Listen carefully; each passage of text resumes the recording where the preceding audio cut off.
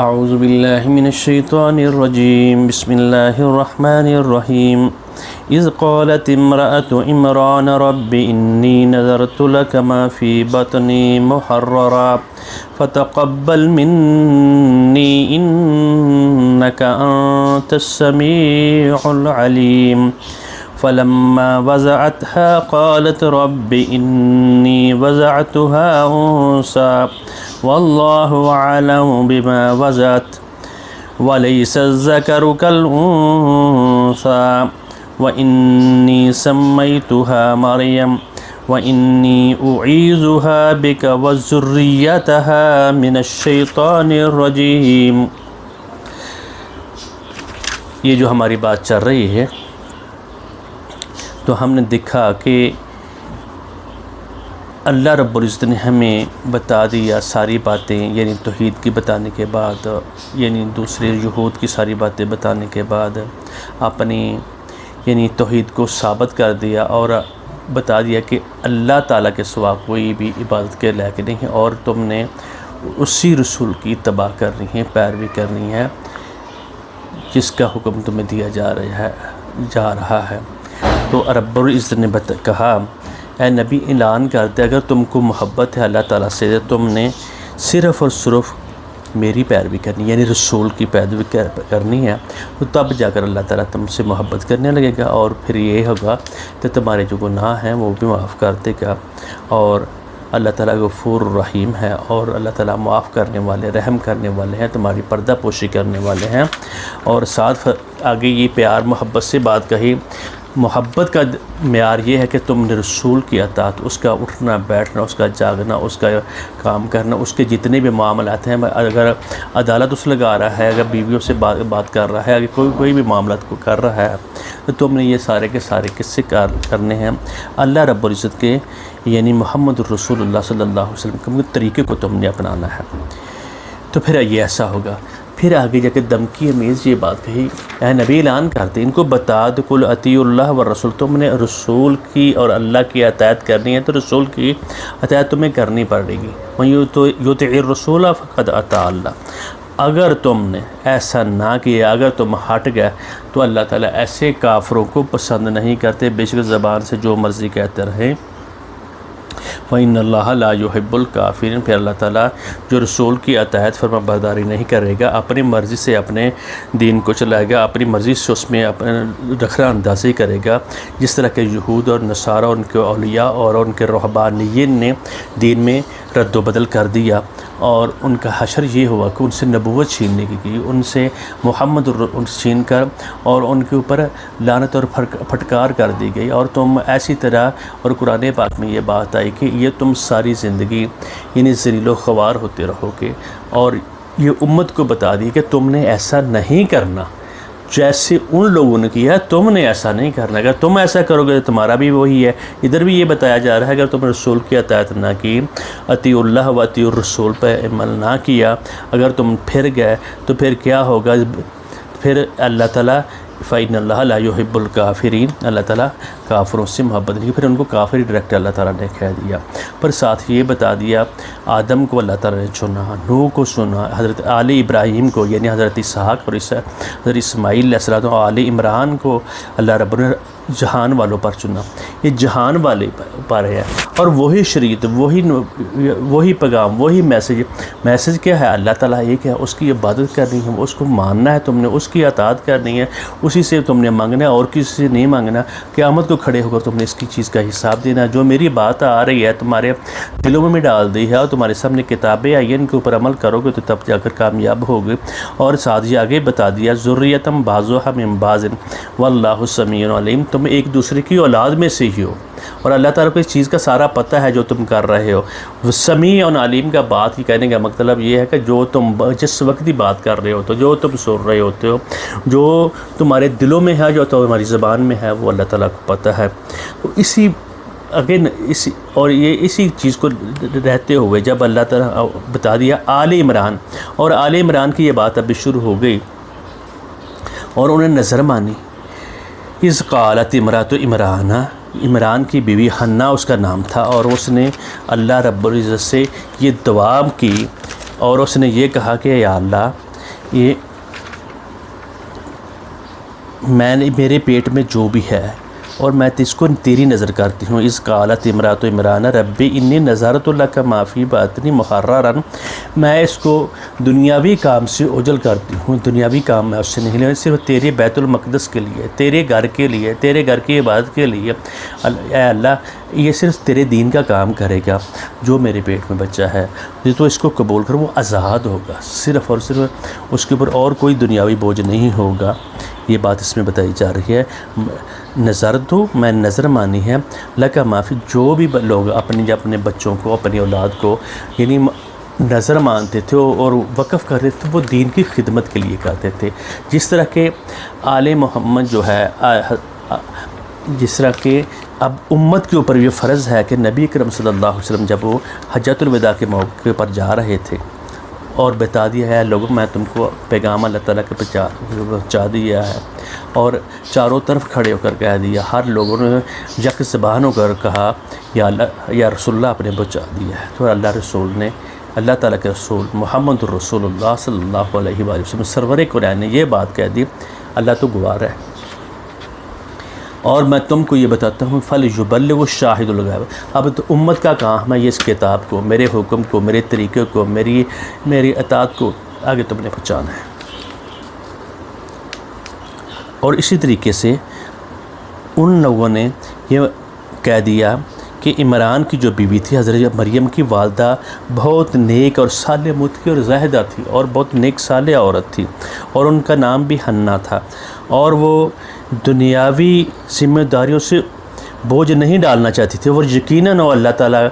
کہ ہاں اس بچے کو وقف کرنی چاہتی تھی، اور اس نے چاہا. اور حضرت زکریا علیہ السلام حضرت جو مریم پیدا ہوئی ان کے خالو تھے، تو اور کہا یا اللہ اس بچے کو تو قبول کر، فتقبل منی، اللہ اس کو قبول کر لے، انک انت السمیع العلیم، اللہ تو خوب سننے والا، تو جاننے والا ہے. آگے چلتے ہیں. 36 نمبر آیت میں فرمایا فلما وضعتھا، تو جب اس نے اس کو جنا، اس کے دل میں تھا یہ بیٹا پیدا ہوگا، بچہ پیدا ہوگا، وہ دین کی خدمت کرے گا، لڑکی کے لیے مشکل ہے. قالت رب انی وضعتھا انثی، یا اللہ رب انی، میرے اللہ وضعتھا انثی، میں تو یہ جو حمل جانا ہے، جو یہ تو لڑکی ہے، یہ کیا ہو گیا. وہ سوچ میں پڑ گئی اب میں کیا کروں، لیکن اس میں دل میں یہ بات نہیں تھی، اور کہا واللہ عالم بما، تمہیں یہ بتانے کی ضرورت نہیں ہے، اللہ کو پتہ ہے کیا جو تم نے جانا ہے، اس کا یہ کیا چیز ہے، یہ عورت ہے یا جو بچی ہے، اس کو جو تو جنا ہے. واللہ عالم بما، جو اللہ بہتر جانتا ہے کہ اس نے کیا جنا ہے، اسے کیا پتہ کہ اس نے کیسی بیٹی جنی ہے. وَلَيْسَ الذَّكَرُ كَالْأُنثَىٰ، اور نہیں ہوگا کوئی بیٹا اس بیٹی جیسا.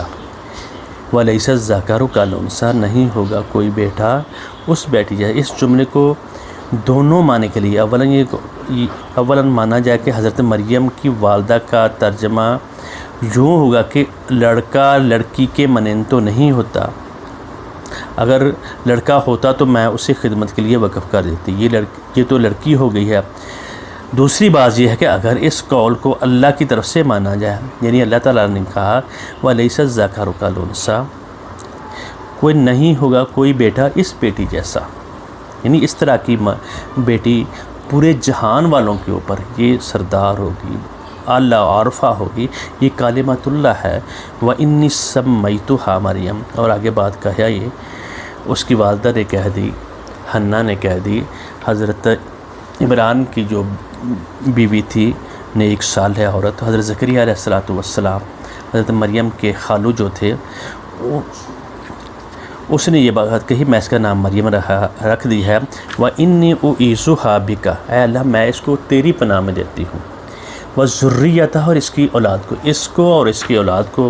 تیری پناہ میں ہے، تیری سرگنش میں ہے، تیرے نیچے ہو کر رہیں گے. من الشیطان الرجیم، شیطان رجیم سے، شیطان راجے ہوئے شیطان سے. تو اللہ تعالیٰ اس لڑکی یعنی مریم کو بھی اس کی آنے والی اولاد کو بھی شیطان کی شر سے اللہ اس کو محفوظ رکھ. تو ایسا ہوا فتقبلها ربها، اس کے رب نے یعنی اللہ رب العزت نے اس کو ایسا قبول کیا، بے قبول حسن، عمدہ ترین قبول کرنا، یعنی جو اس کو پیٹ میں تھا، جو بچی تھی، بیٹی تھی حضرت مریم علیہ السلام، تو اس کو اللہ تعالیٰ نے ایسا قبول کیا، پورے جہان والوں پر اس کو یعنی قبول کر لیا۔ یعنی آج تک ہم ان کی بات کو یاد کرتے ہیں، وہ کلمۃ اللہ اور نیک صالح، اور اس کی آگے بات جب آ رہی ہے تو ہمیں جیسے جیسے ہم پڑھیں گے ہمیں پتہ چلتا جائے گا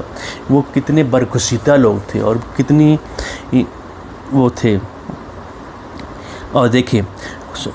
وَأَنبَتَهَا نَبَاتًا حَسَنًا، اور اس کو پروان چڑھایا بہت اعلیٰ طریقے سے، یعنی حضرت مریم علیہ السلام نے وَكَفَّلَهَا زَكَرِيَّا، اور اس کو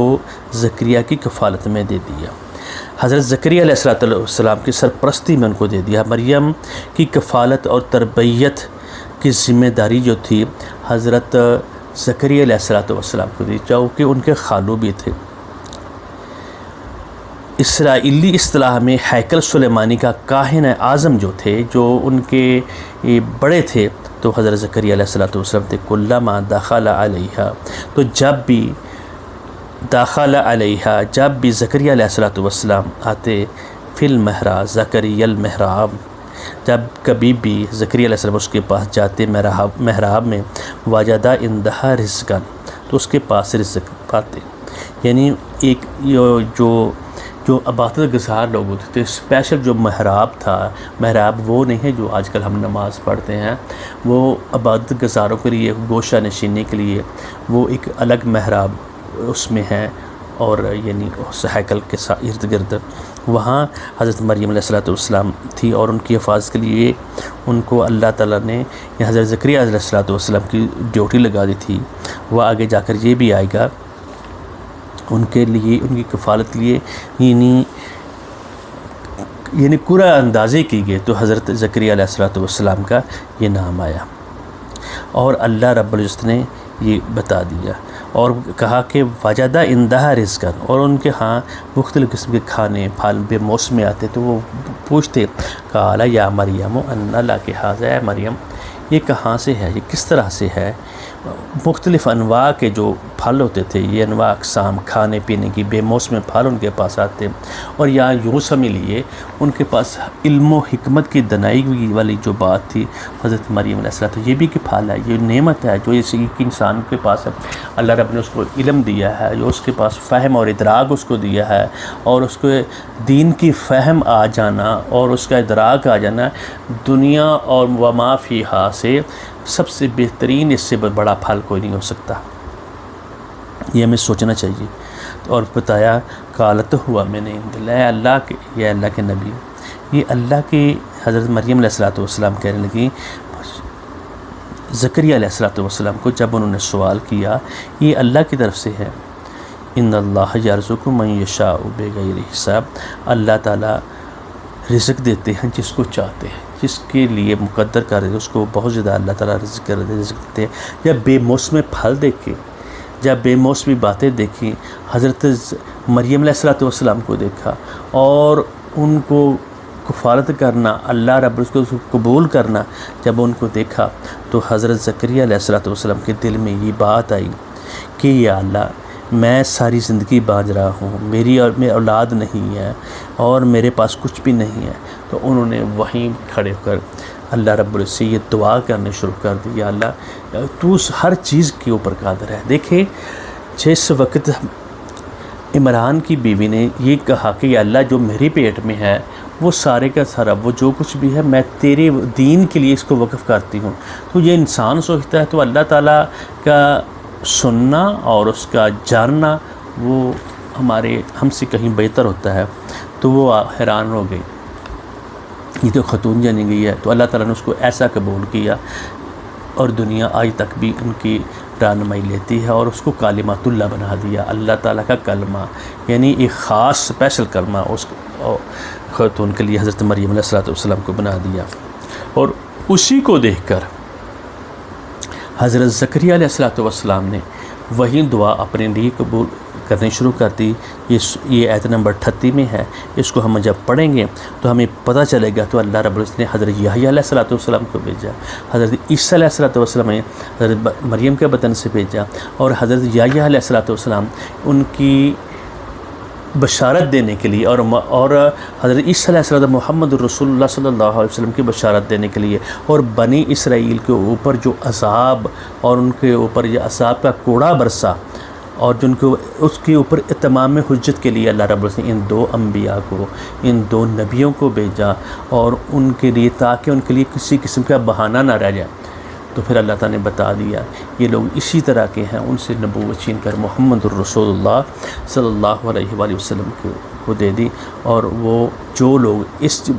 جھنڈے کے نیچے آئیں گے، جو اس جھنڈے کے نیچے آئیں گے، جو اسلام کو قبول کریں گے، اور وہی کامیاب ہوں گے۔ اور جیسے جیسے آپ پڑھتے جائیں گے، جیسے جیسے کا مطالعہ کرتے جائیں گے، بات کھل کر سامنے آتی جائے گی۔ اللہ تعالی ہمیں قرآن پاک کو پڑھ کر اس پر عمل کرنے کی توفیق دے۔ بارک اللہ علیہ ولکم۔